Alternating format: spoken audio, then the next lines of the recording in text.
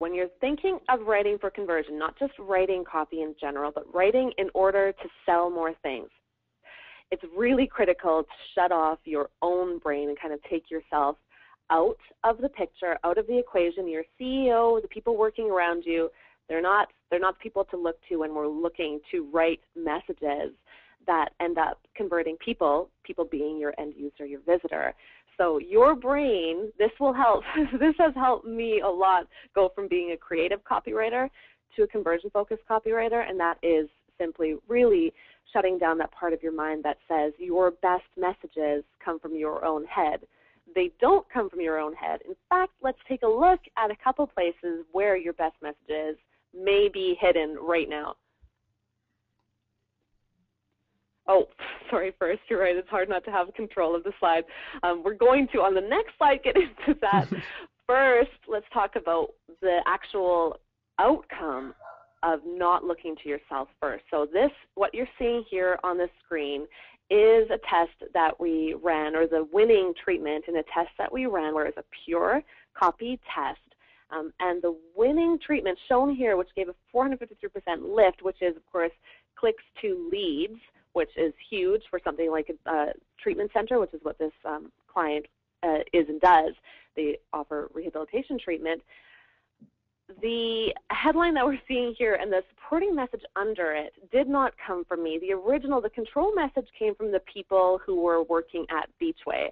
This came from something that I'm going to show you right away. Just keep in mind that line. If you think you need rehab, you do. The tone of it, the way it feels, the way it sounds, everything that kind of comes underneath it, that's more to the point and specific, really. And let's see where that message is, that message that led to that pretty impressive, I have to say, lift came from.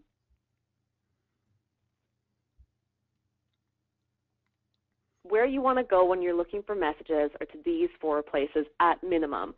To visitor surveys, which can be Qualaroo or something like survey.io that you put on your site to learn from your visitors.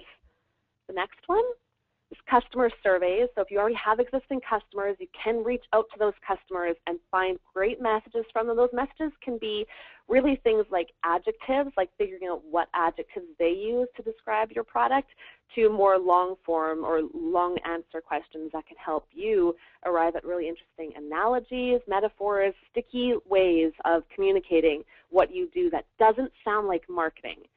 The next one, interviews, getting on the phone with someone. If you're able to get around with your customers and actually like sit down in front of them, have coffee with them, or what I usually do is just get on the phone and interview them.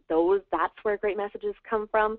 And finally, and this is the part where we're going to see where that winning message came from, any user-generated content that is available online for your field in particular, really, is where you can find great messages. And I've got listed here a few different places you can go to start mining user-generated content.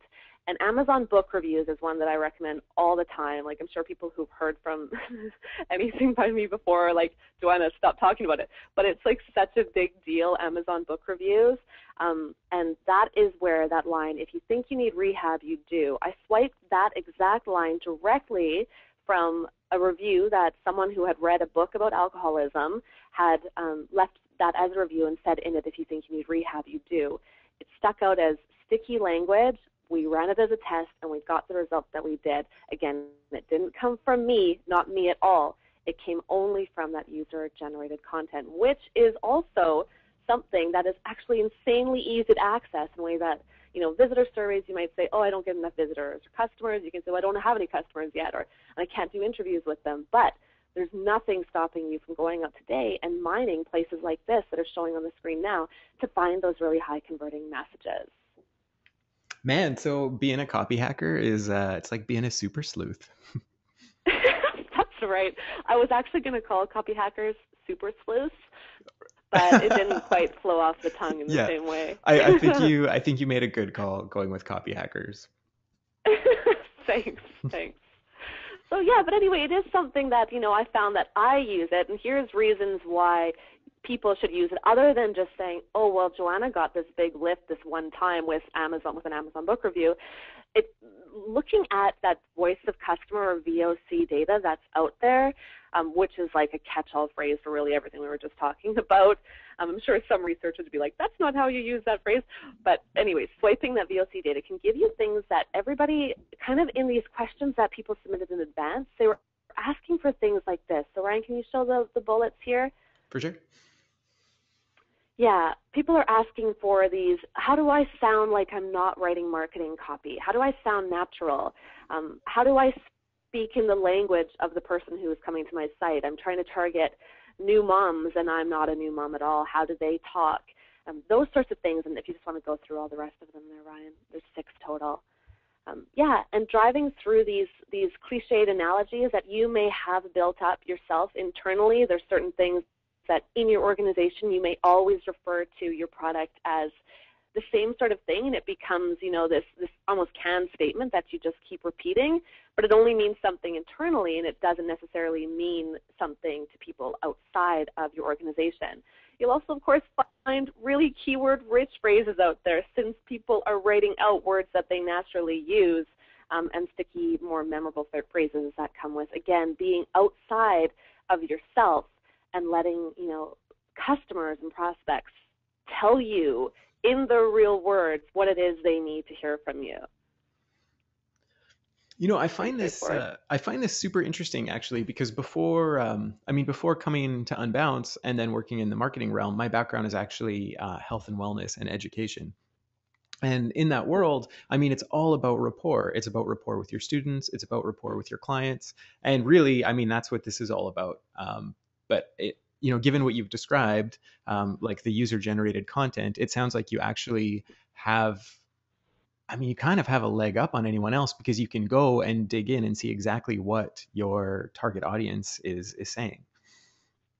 Yeah, and then what makes it high converting in the end is that you were speaking to them with meaningful phrases that they'd actually be more likely to get. You didn't sound like you were doing any marketing. Yeah, you're building, and it is rapport building in that way too, right? And just making that connection that your competitors are, in most cases, probably not making with these same visitors that are coming to both of your sites.